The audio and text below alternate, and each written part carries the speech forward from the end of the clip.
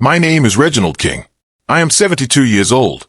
For most of my life, I live quietly in a modest house in a peaceful Ohio suburb. Neighbors saw me as a harmless old widower. Gray hair, slow walk, beat-up pickup truck, small pension. They had no idea that hidden behind that ordinary life was a man who had quietly built a $52 million empire through revolutionary engineering patents. But 3 months ago, everything changed. It started with a phone call at 2:17 in the morning. The kind of call no parent ever wants to receive. Mr. King, this is St. Mary's Hospital.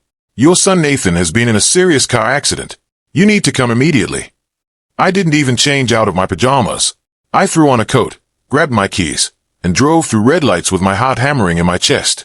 Nathan was my adopted son. I had taken him in when he was just 3 years old. A quiet, scared little boy from a broken home. I raised him as my own. I taught him to ride a bike, to tie his shoes, to be a man. After my wife Elena passed away 5 years ago, he was all I had left. When I reached the hospital, chaos hit me like a wave.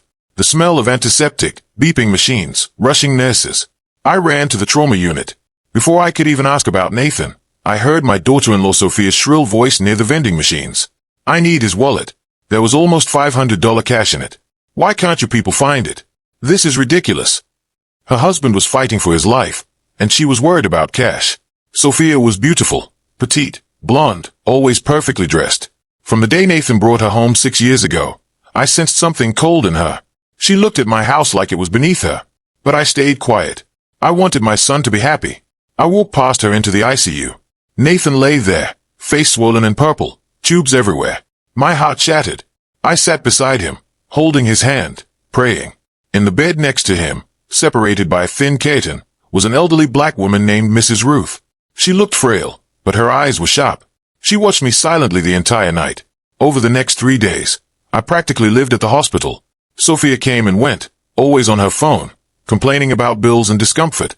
She barely sat with Nathan. Meanwhile, I made sure Mrs. Ruth ate. I brought her extra food, helped her drink water, adjusted her pillows. She had no family.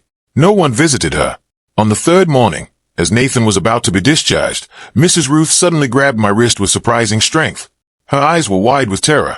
It was not an accident, she whispered urgently. I heard him talking when they brought him in.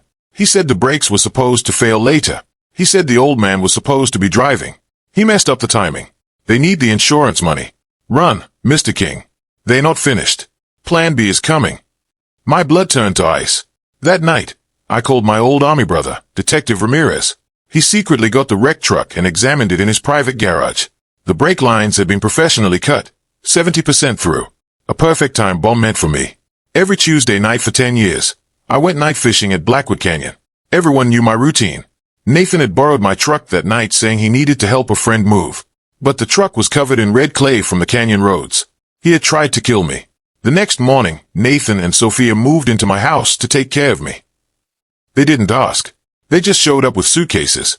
From that day, the nightmare began. They threw away all my food, saying it was unhealthy. They changed the locks and installed keypads. Sophia started making special herbal tea for me. I poured it into my late wife's African violet plant. The plant died within hours, leaves black and shriveled. They gaslighted me constantly, moved my remote to the fridge, hid my glasses, told me I was forgetting things. They wanted to make me look senile so they could declare me incompetent. But I was recording everything on a hidden device. I found the forged $2.5 million life insurance policy with my fake signature.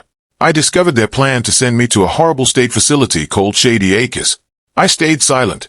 I played the weak, confused old man while gathering evidence. On my 73rd birthday, they threw a celebration. A crooked doctor and lawyer brought thick documents for me to sign.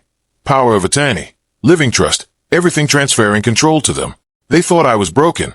I stood up straight, dropped the act, and played every recording. The police walked in exactly as planned. Nathan and Sophia were arrested in my living room. 6 months later, Nathan received 22 years in prison. Sophia got 14 years. I sold the house full of painful memories. I created the Elena Harlan Foundation, a scholarship program for orphan children who want to become engineers. I moved Mrs. Ruth into a beautiful private care home, where she is treated like royalty. Today, I live in a quiet condo overlooking the river. I have peace. I have real friends. And I finally understand, family is not about blood. It is about loyalty. Some foundations look weak from the outside, But the strongest ones are the ones you cannot see until the earthquake comes. And when it came, I stood tall,